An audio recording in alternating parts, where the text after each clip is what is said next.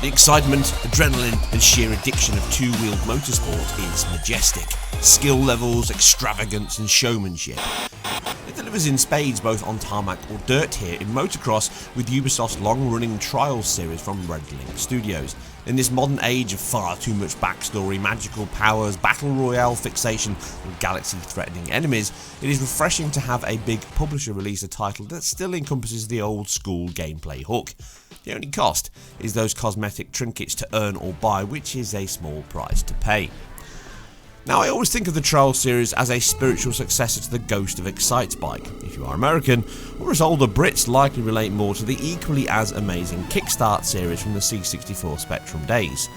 Linked or stolen from the old BBC show I used to watch and practice my skills from using my then chosen steed of a Honda CB90, still the most all-round motorcycle ever made. The skill of balancing both wheels, speed, jumps and timing all played a part in the addiction. Excitebike was far more extravagant with its isometric viewport that tricked you the 2D game was actually 3D.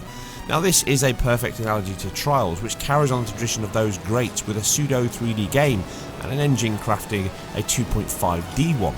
Like any great arcade title, the learning curve is shallow to start and deep to master.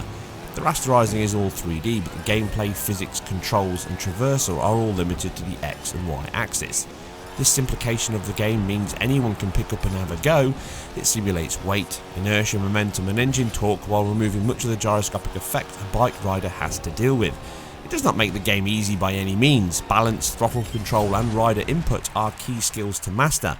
Adding to the challenge is the superb stage design and Hollywood level explosive moments which embellish the game with enough pizzazz to fit into a Saturday morning kids show. Using the analog sticks and triggers adds far more feel and nuance than digital controls ever could. The bike's physics are not realistic, more hyper-realistic, with your rider being from the Mr. Soft level of construction, based on pivot points across the body itself, and it all bounces and pulls up and down the weight of the action and momentum as you ride across the track. The ability to weight to the front or rear as you accelerate, brake, ramp or spin is all simple to understand and in isolation easy to do.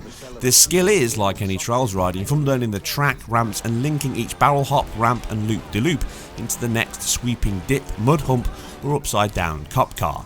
This level of addiction and vast selection of bikes, customization and over 200 tracks means you will be riding, learning and playing co-op or even ghost riding time trials for months. The hook comes in that perfect run. Multiple checkpoints are dotted across each track, making it easy to mess up and continue. Stringing a clean run together like a qualifying lap is where it really delivers, feeling superbly satisfying when you do. Balancing the bike, pulling off incredible somersaults while landing a hyperbolic gravity-defying stunt time and time again is like video game crack. It literally lost 40 minutes of my time on one track trying to perfect each part, and it felt more like 5. The controls are responsive and punishing with enough assistance built into them to make you feel more godlike than dog-like on your way to victory. It nails the fun, skill and reward balance like a pro.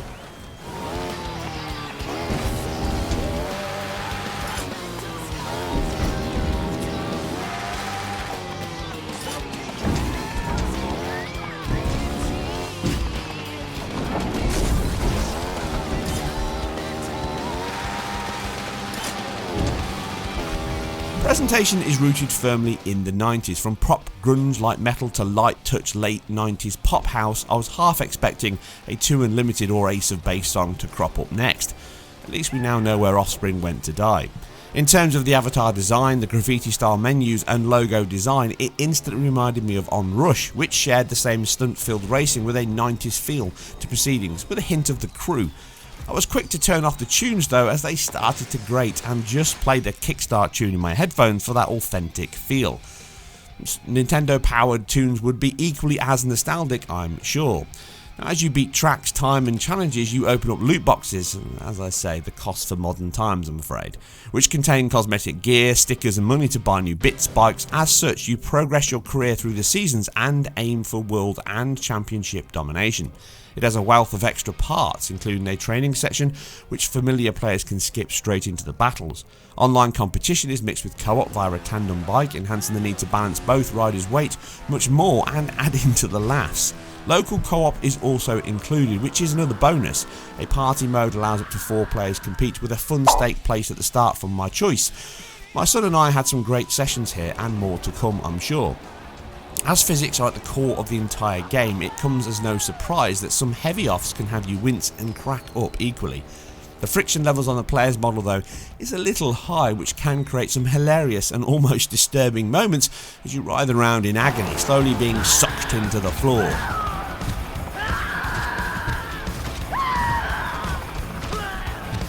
It could also be a hidden Easter egg reference to a body-popping minigame though.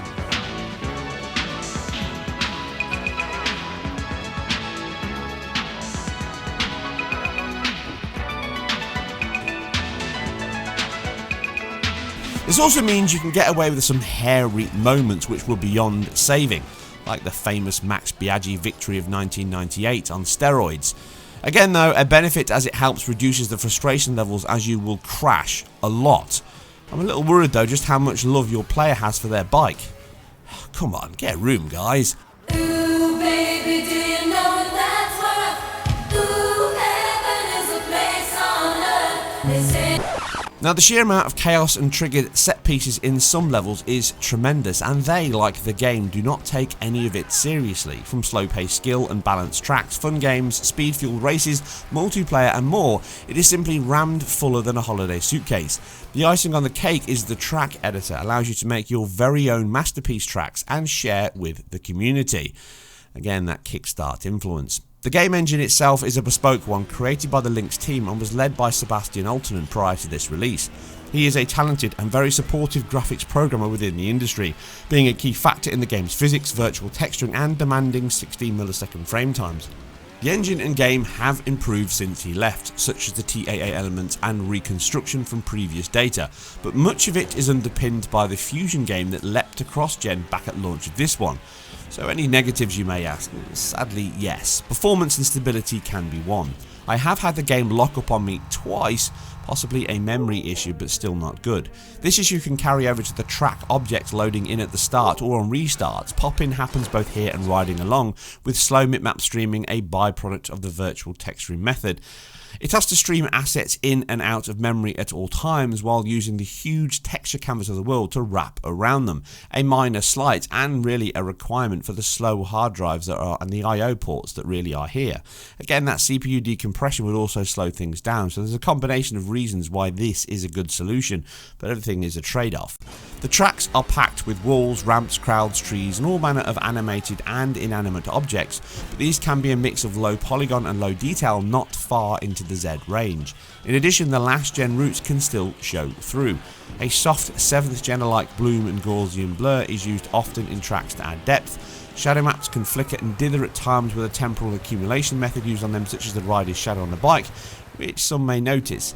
The resolution and use of temporal AA is also an odd one. The base model runs a straight native 1920 by 1080p with hardly any AA applied, relying instead on the TAA to soften movement and shimmer. Some form of FX AA may be used here, but it appears to miss many elements. The resolution is consistent with the previous titles. The Pro only bumps this by 21% to a native 2112 by 1188. It then uses the TAA to bring that up to a 3200 by 1800 output buffer. With the Pro, the upscaling the rest of the title itself to 2160p, or downsampled on a 1080p one. The only time this actually works really though, is slow pans at the start or very slow points on track with little movement. Most of the time the native resolution is seen, and pixels can look quite raw due to this. As the bump up from base is relatively low, the increase in detail and clarity is equally as low, and any on-screen difference would not really stand out that much. Performance is another area to discuss. All versions target 60 FPS and are very good at hitting it. As mentioned earlier though, the memory and possible CPU stutters can occur randomly. These tend to be worse when you start a track for the first time, as it can load in trigger points, set pieces or detail. This can cause longer stutters, upwards of 200 milliseconds as you can see here, sometimes with additional tearing. Some of it could be network related due to its constant server sync. Both consoles suffer equally here, with the random nature making it appear sporadically for me on base or Pro. Adding to this, some bigger tracks can also cause single 33 millisecond spikes or tearing, which affects the PS4 more than the Pro, but again can crop up on either. Tearing and dips are not often, to be honest, with the bass being slightly worse on tearing. The real issue is the longer stutters, as I say, not frequent, but often enough to annoy. The actual in-game loading to the next track is still very quick and efficient, and that is good because it means you're not sitting at menu screens for long periods of time. But hopefully these issues is something the team can patch out, as without these, it would be an almost ideal performance.